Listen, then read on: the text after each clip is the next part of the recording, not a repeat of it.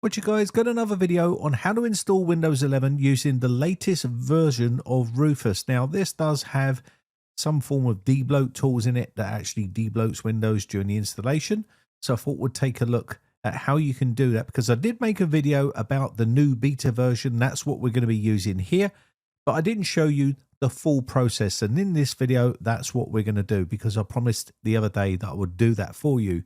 So first off, download Rufus right here. Make sure it is the beta version, and we're going to go ahead and download that. I've already got it downloaded into a folder onto my computer.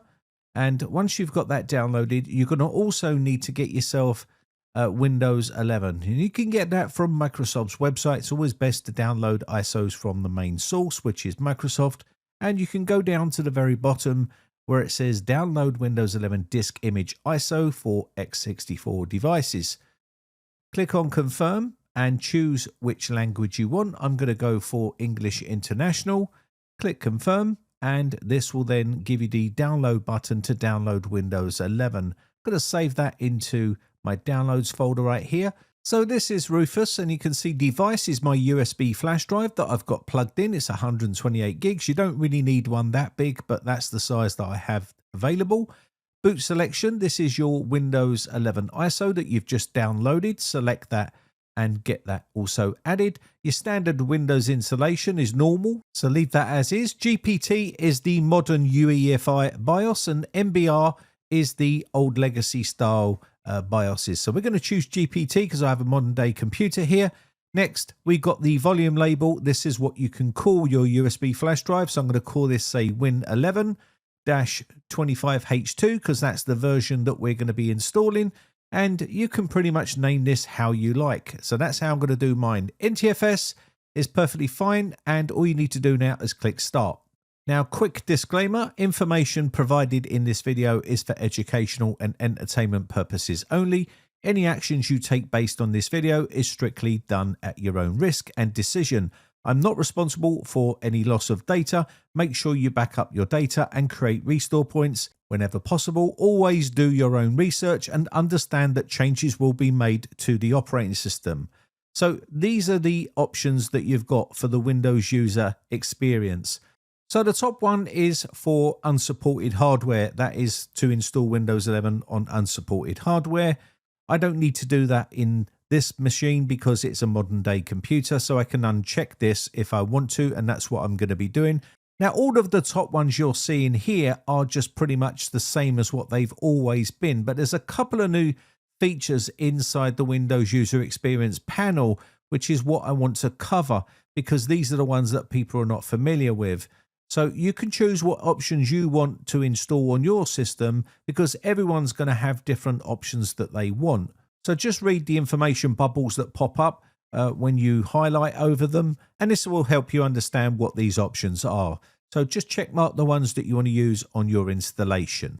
Now, the two new options are QOL, which is quality of life, and this will enhance by disabling the most unwanted features, i.e. some of the applications and things like that. And it's going to go ahead and do all that for you during the installation process. You can see don't force Copilot, OneDrive, Outlook, fast startup, etc. So it does a bunch of little settings for you. People have asked me what it looks like, and I'll show you that when we get back to the desktop.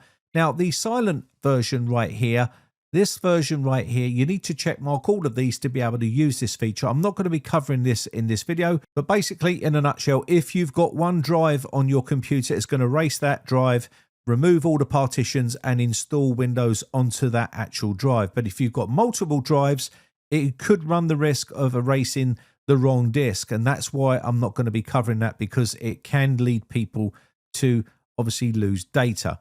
Now, the bottom two is to use Windows CA 2023 signed bootloaders, and the other one as well at the bottom you can use if you want to. I'm not going to be using it in this video. I'm just going to show you what the actual silent Windows installation option is, that option which I'm not going to be using. What this is, it will unconditionally erase all of the drive data, and if you select this and it's the wrong drive that it's going to be installing Windows on, it's going to erase it, and that could be all your precious data. So be very, very careful when using the silent option.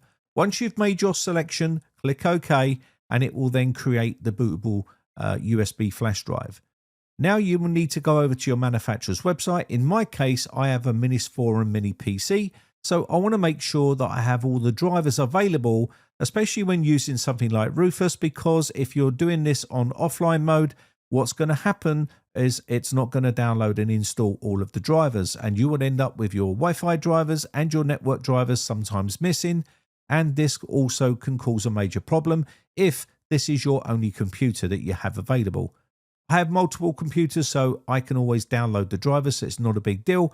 But the way to get around that is just put a folder inside the root directory of your USB flash drive, call it drivers, and just download all of the drivers for your device, whether it be a mini PC, whether it be a Asus motherboard or MSI motherboard. Go to the motherboard manufacturer's website and download all of the drivers from there, unzip them, and just drag them into the drivers folder on your root directory of your USB flash drive, like here.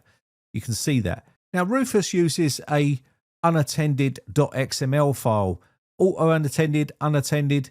I've made videos on this, and you can see inside the sources folder there is a $OEM $. Many years ago, I used to make ISOs like this and show you on older operating systems back in the day.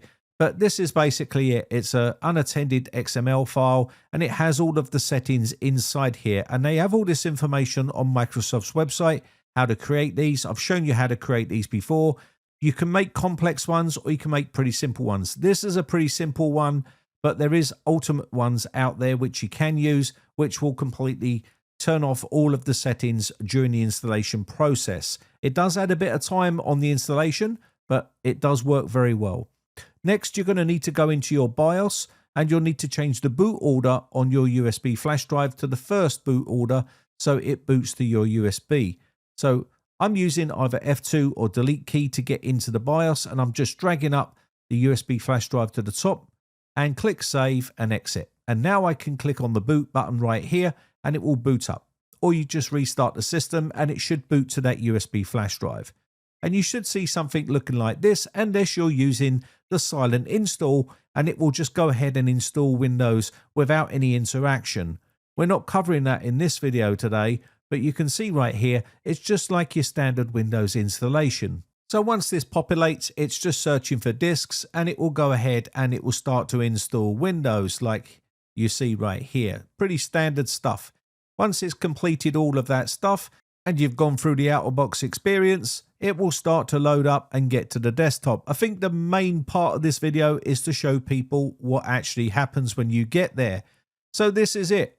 I'm just going to make sure to show you here. This is very important because a lot of people end up falling for this, and it really is bad because once you lose your network drivers, you will not be able to connect to the network. And if you don't have your drivers downloaded and that's your only computer, you are pretty much scuppered. You ain't going to be able to get onto the internet to download the drivers. And that's because you probably did an offline install of Windows 11, and this is what happens. This is the result of it. So now, if you've only got one computer, that's it. You're not going to be able to get your network drivers unless you have a phone where you can download it to your phone, to a USB flash drive that's plugged into your phone, and then transfer that over to the computer. It's a bit of a nightmare. But as you can see right here, I've already got the drivers downloaded to that folder called drivers on my USB flash drive. So let's go ahead and get that, and I'll show you what you'll need to do next to continue on to use your computer. So this is a common problem that I see a lot of people fall for, and it used to make me tons of money back in the day when I used to do PC repair, because people used to always fall for this and end up not sure what to do to fix it. And it was a simple fix because I had driver packs.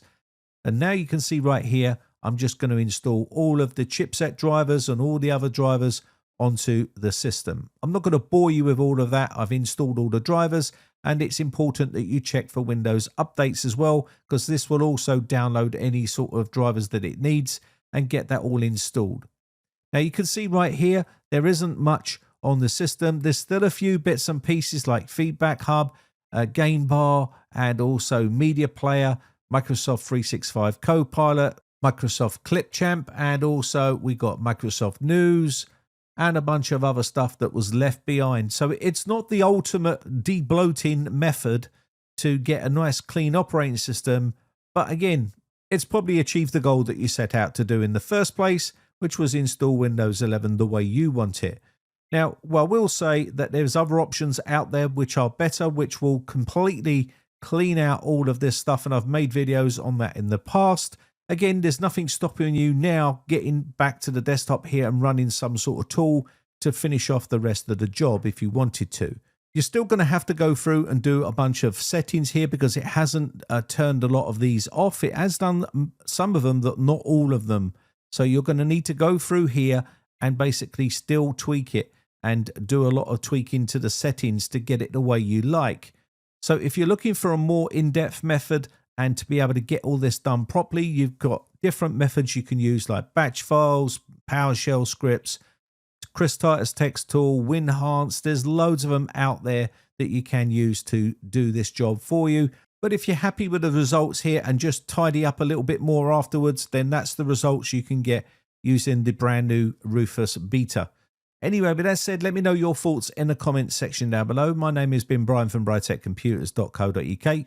Big shout out to all my YouTube members who have joined my YouTube members group. I really do appreciate the support. Hope you're having a lovely weekend. I'll catch you on the Discord server for a chat, or I'll see you in the next video. Bye for now.